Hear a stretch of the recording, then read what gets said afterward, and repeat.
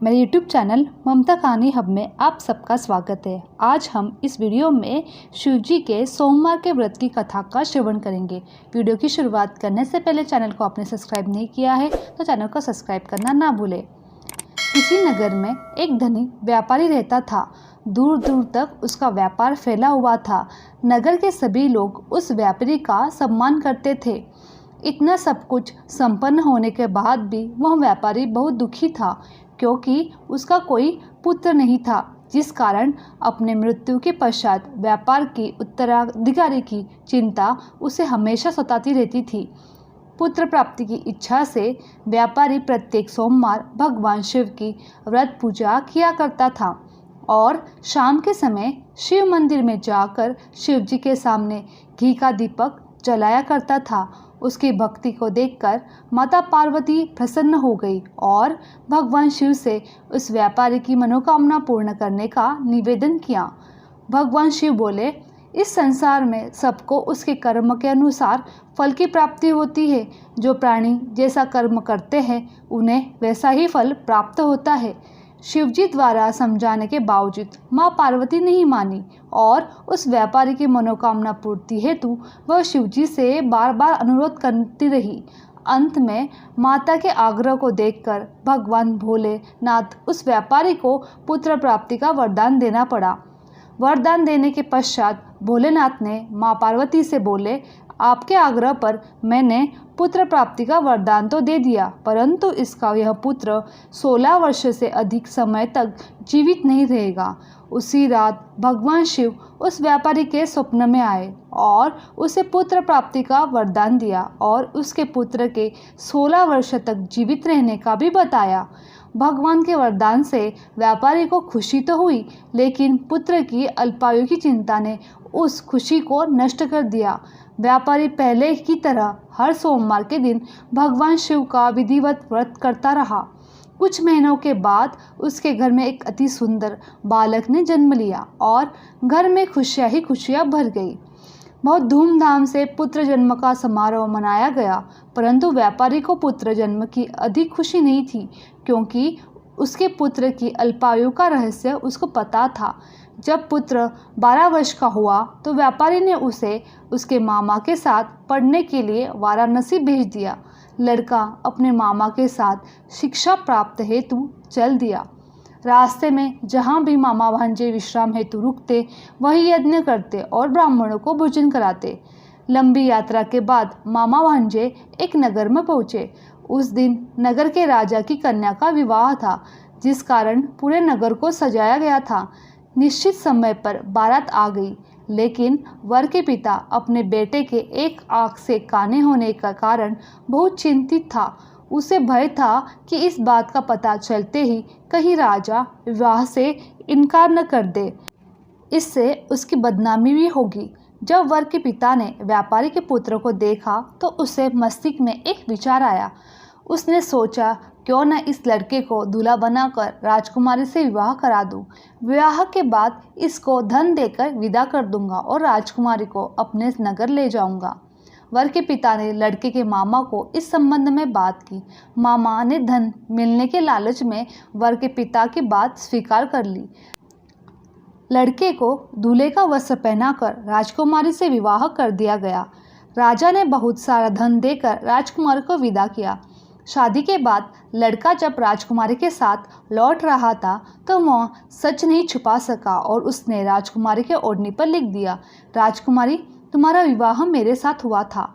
मैं तो वाराणसी पढ़ने के लिए जा रहा हूँ और अब तुम्हें जिस नवयुवक की पत्नी बनना पड़ रहा है वह एक आँख से काना है।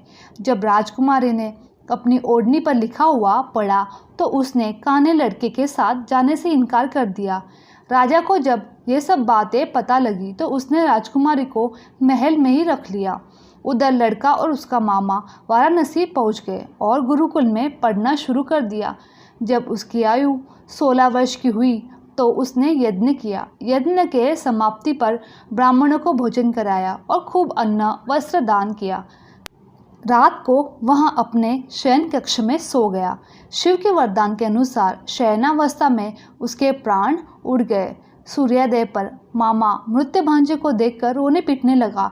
आसपास के लोग भी एकत्र होकर दुख प्रकट करने लगे।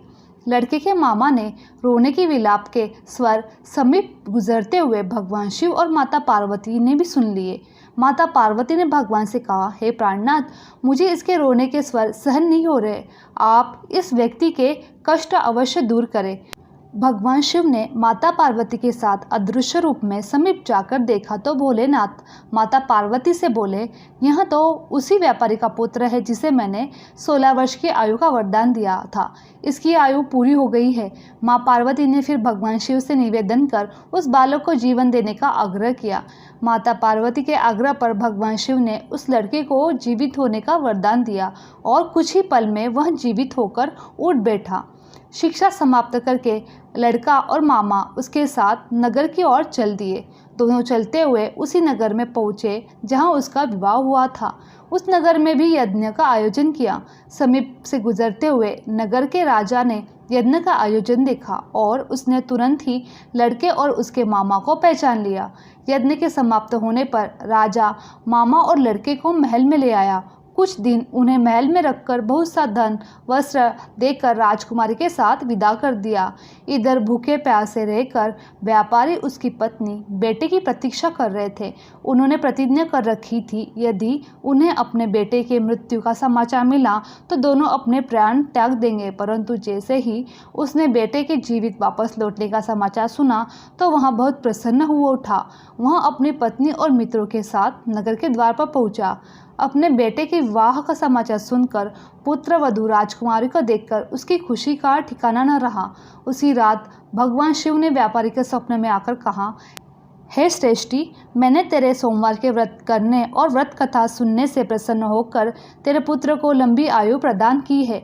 पुत्र की लंबी आयु जानकर व्यापारी बहुत प्रसन्न हो उठा।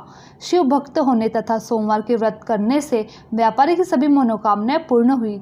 इसी प्रकार से जो भक्त सोमवार का विधिवत व्रत करते हैं और व्रत कथा सुनते हैं उसकी सभी इच्छाएं पूर्ण होती है। भगवान शिव की आरती। ओम जय शिव ओमकारा, ओम जय शिव ओमकारा, ब्रह्मा विष्णु सदा शिव अर्धांगी धारा।